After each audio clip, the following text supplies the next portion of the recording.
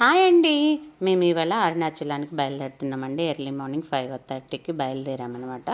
Temple వెళ్తున్నాం మా friends అందరం కలిసి. అసలు అరుణాచలానికి వెళ్ళటం అంటే మనం ఎంతో పుణ్యం చేసుకుంటే తప్ప వెళ్ళలేమంటండి. వెళ్ళినా కానీ ప్రతి చోట మనం శివనామస్మరణ చేస్తూ గిరి ప్రదక్షిణ చేస్తే కనుక మనకి ఎంతో పుణ్యం ఉంటుందంటండి. అరుణాచలం మొత్తం కూడా గిరి ప్రదక్షిణ 14 కిలోమీటర్లు ఉంటుందండి. అరుణాచలంలో చెప్పులు లేకుండా లగేజ్ ఎక్కువ తీసుకోకుండా వెళ్తే మనం నడవటానికి ఎంతో హాయిగా ఉంటుందన్నమాట. అరుణాచలంలో మొత్తం మనకి 8 లింగాలు కనిపిస్తాయి అన్నమాట. అది కాకుండా కూడా సూర్యలింగం, చంద్రలింగం మళ్ళీ 2 కనిపిస్తాయి అన్నమాట. ఒక్కొక్క లింగం దగ్గర ఒక్కొక్క పవర్ ఉంటుంది. ఇంద్రలింగం, అగ్నిలింగం, యమలింగం, నైరుతి లింగం, వరుణలింగం, వాయులింగం, కుబేరలింగం అనమాట. కుబేరలింగం తర్వాత మనకైతే మోక్ష మార్గం వస్తుందండి. మోక్ష మార్గం అయిపోయిన తర్వాత ఈశాన్యలింగం వస్తుంది. ఒక్కొక్క లింగం దగ్గర కూర్చొని మనం ఒక చోట ధ్యానం చేయాలి. బాగా మన మనసుకి హాయిగా ఉంటుంది. ఇంకో చోట పిల్లలకి ఆరోగ్యం బాగాలేకపోతే ఆరోగ్యం బాగుంటుంది. అలా అనమాట. ఒక్కొక్క లింగానికి ఒక్కొక్క ప్రత్యేకత ఉంటుంది.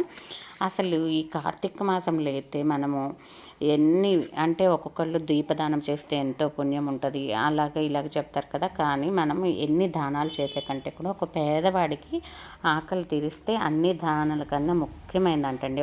మనం 1,000,000 దీపాలు పెడితే ఎంత పుణ్యం వస్తుందో అలాగా ఒక పేదవాడి ఆకలి తీరిస్తే అంత పుణ్యం వస్తుందని పెద్దలు చెప్తారండి. మనం అసలు గిరి ప్రదక్షిణ అయితే చుట్టూ శివుని అసలు అరుణాచలంలో ఉన్నంతసేపు శివనామస్మరణం చేస్తే ఎంతో మంచిది. అరుణాచలాన్ని అయితే అన్నామలై అని కూడా అంటారండి. ఇదైతే తమిళనాడులో ఉంది. మేమైతే అండి ఒకే రోజులో 3 గుళ్ళు చూస్తే చాలా పుణ్యం అని చెప్తారు. అరుణాచలంలో కనుక సూర్యోదయం నుంచి సూర్యాస్తయం అయ్యేలోపు ఈ 3 ఆలయాలను దర్శించుకొని 3వ ఆలయం దగ్గర అయితే మన మనసులో ఉన్న కోరికను చెప్పుకుంటే నేరుగా కైలాసంలో ఉన్న శివునికి చెప్పినట్లని పెద్దలు చెప్తారండి.